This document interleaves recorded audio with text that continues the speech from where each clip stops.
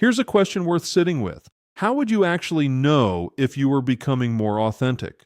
Not just more comfortable, not just more willing to say what you think at dinner, but genuinely more you, deeper, more honest, more alive. Because here's the thing, the word authentic gets thrown around so much, it's practically lost its tread. Today I want to give you something concrete, some actual signals that you're moving toward your real self, and a few warning signs that you might have taken a detour. First, let's get honest about why this is hard. Authenticity isn't a destination. You don't arrive there. There's no certificate.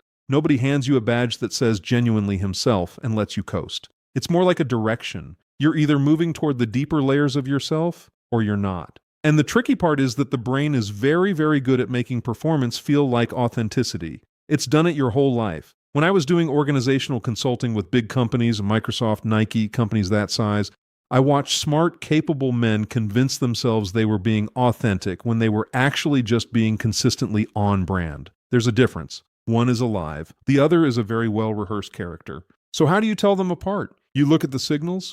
Here are 4 to watch for. Signal 1. Your discomfort is getting more specific. Early in this work, discomfort feels general. Something's off. Life feels hollow. You can't quite name it. That's stage 1. As you move deeper, the discomfort gets surgical. You start noticing the exact moment you go quiet in a conversation because it's easier than disagreeing. You catch yourself performing generosity you don't actually feel. You recognize a specific relationship where you've been dishonest for years. That precision, that's progress. Not pleasant, but progress. A vague ache means you're near something. A specific ache means you're on it.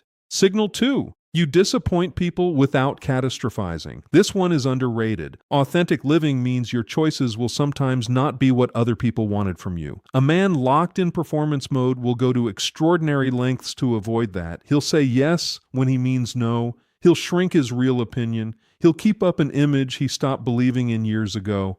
When you can let someone be disappointed in you, not gleefully, not without care, but with a steady hand, and you don't fall apart or immediately start managing their feelings back to comfort, that's a real signal. You're operating from your own ground. Signal 3. Your interior and exterior start to match. This is the simplest one to describe and the hardest one to fake. There's a version of you that exists in public, the version that shows up to meetings, to family gatherings, to social media. And there's the version that exists at 2 a.m. when nobody's watching. Authentic development is the slow, patient project of making those 2 versions of the same person. You know you're making progress when you stop needing to manage what people know about you quite so carefully, when you can say, I don't know, without feeling exposed, when your humor and your sorrow and your real opinions start showing up in the same places as your professional presentation. Signal 4.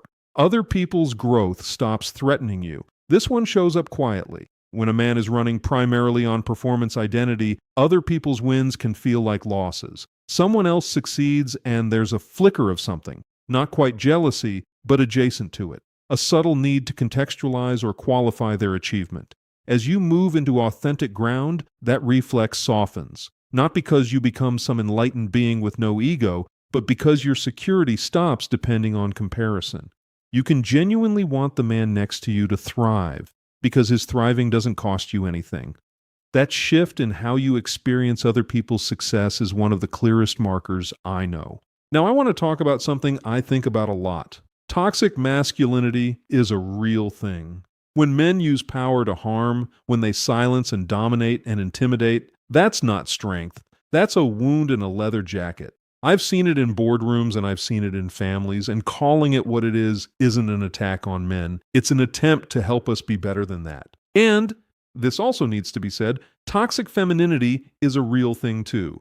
Manipulation disguised as vulnerability, emotional punishment wielded as control, social cruelty dressed up as community. It exists. It causes real harm. And anybody who thinks dysfunction only comes in one gender has never paid much attention. Here's why I'm saying both of these things in the same breath. Because neither of them is your job to carry. Here's where a lot of men get off track in this work. They start to see the ways they've been shaped by culture and expectation and systems that weren't always fair. And instead of using that awareness as fuel to go deeper into themselves, they use it to build a case, a grievance, an identity organized around what was done to them. I understand the appeal. When you've been running on a script someone else wrote for you, realizing that is legitimately enraging, you're allowed to be angry about it. But anger as a destination is a trap, and victimhood, no matter how well-earned, no matter how justified, is a performance, just a different one, a story you tell to explain why you can't move forward. The men I've watched actually transform, the ones who do the work and come out the other side with something real. They do not get there by cataloging their wounds. They acknowledge the wounds, absolutely. They stop pretending the wounds don't exist. And then they ask a different question. Not what was done to me, but given all of that, who do I choose to be? That question is the whole ball game. Authentic power is what happens when you stop waiting for the world to get fair before you show up fully. Toxic masculinity left damage in you? Probably yes, in ways worth examining. The culture made it hard to feel things, to ask for help, to admit you're lost? Almost certainly. Some of the people and systems around you will weaponize your growth against you? Possibly. None of that is an excuse to stay small. Your journey is yours, not because nothing external matters, but because the only lever you actually control is you. The man who waits for culture to change before he starts living authentically will wait a long time. The man who does the work anyway, he's the one who becomes someone worth following. So here's what I'll leave you with. Check the signals.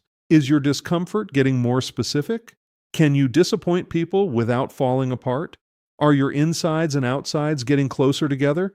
Can you cheer for another man's success without that quiet little cost? Those aren't magic. They're just indicators that the work is working. And when culture wants to hand you a grievance to carry from any direction, you don't have to take it. You can acknowledge what's real without making it the center of your story. Because you're not here to be a victim of your era. You're here to be one of the men who did something different with it. If this landed, subscribe and drop a comment with one thing you noticed about yourself in this video. Those comments matter more than you know. See you in the next one.